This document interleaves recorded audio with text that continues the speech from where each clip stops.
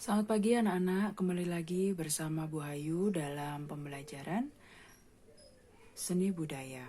Pagi ini kita akan melanjutkan materi minggu lalu, yaitu unsur-unsur karya seni rupa 2 dimensi. Minggu lalu kita sudah mempelajari tentang titik dan garis. Pada pagi ini kita akan mempelajari bidang, bentuk, ruang, dan warna. Melanjutkan materi minggu lalu, apa sih yang dimaksud dengan bidang? Bidang adalah unsur seni rupa yang dihasilkan dengan menggabungkan beberapa garis hingga membentuk beberapa sisi. Ini adalah salah satu contoh bidang. Ada persegi, segitiga, persegi panjang, lingkaran, trapesium, bola ketupat, maupun jajar genjang.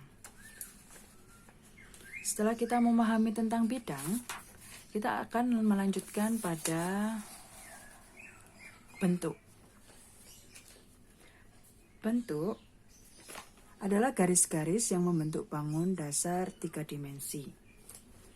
Ada bermacam-macam bentuk.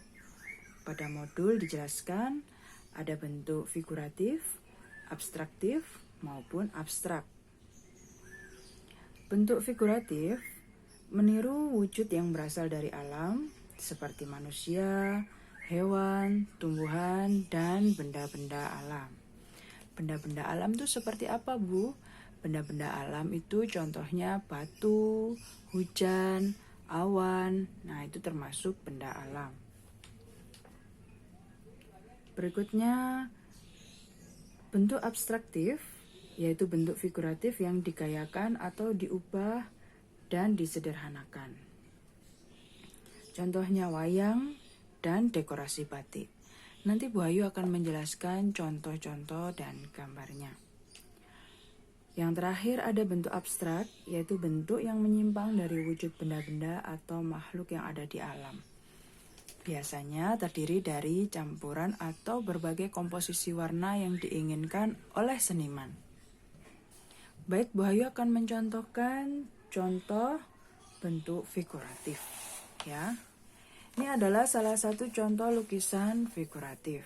Sudah jelas ini berbentuk wajah manusia, ya. Ada Marilyn Monroe dan beberapa artis luar negeri lainnya. Berikutnya, Bu Ayu akan memberikan contoh tentang alam dan sekitarnya, benda alam. Nah, ini adalah contoh lukisan pegunungan, ya. Jadi ada pegunungan dan pohon-pohon. Ini merupakan benda alam. Nah, ini contoh lukisan hewan dan buah atau tumbuhan, ya. Ada lagi contoh lukisan abstrak. Nah, ini contoh lukisan abstrak yang hanya terdiri dari komposisi warna-warna. Jadi ada warna abu-abu, putih, coklat, dan dark brown atau coklat gelap yang dipadukan oleh garis-garis spiral, ya.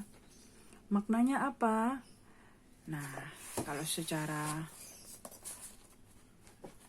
dilihat secara dekat ternyata membentuk sebuah guratan wajah.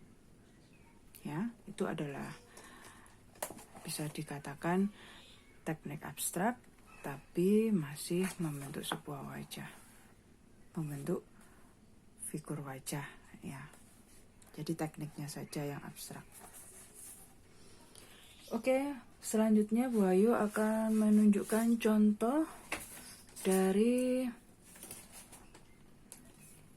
bentuk abstraktif atau penyederhanaan. Biasanya menjadi sebuah motif, ya, pada wayang maupun motif batik.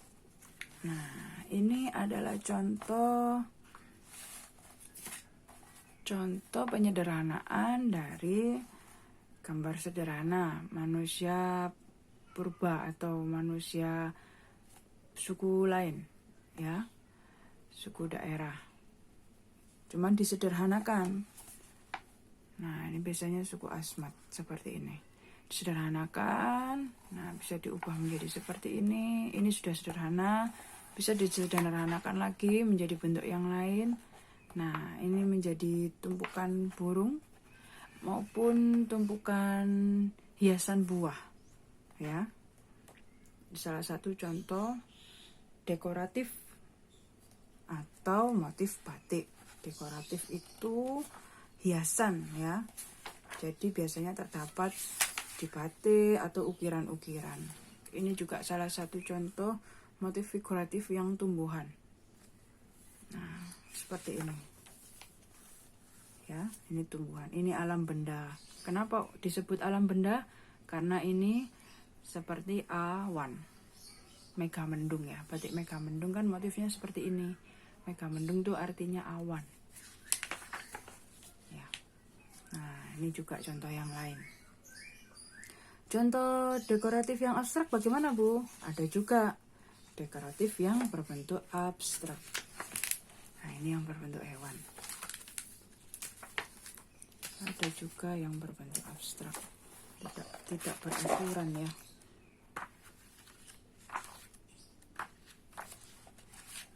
Ini yang tumbuhan tadi.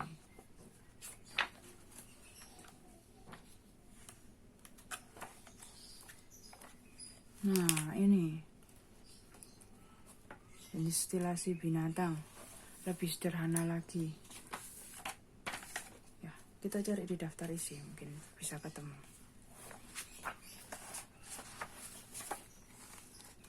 Ada juga motif dekoratif yang berbentuk abstrak. Oh, ternyata tidak ada. Nah, ini juga bisa. Hampir abstrak, ya, tapi ternyata ini adalah penyederhanaan dari akar. Kita tidak akan bisa tahu kalau tidak ada penjelas dari sang pembuat karya. Nah, ini bisa jadi kumpulan-kumpulan garis, ya, hampir abstrak ini juga karena tidak beraturan dan kita tidak tahu dia menirukan gambar apa. Hanya tumpukan garis yang beragam, juga komposisi warnanya yang beragam. Baik anak-anak, sampai di sini dulu. Saya rasa materi pagi ini tentang bidang dan bentuk sudah cukup panjang, ya.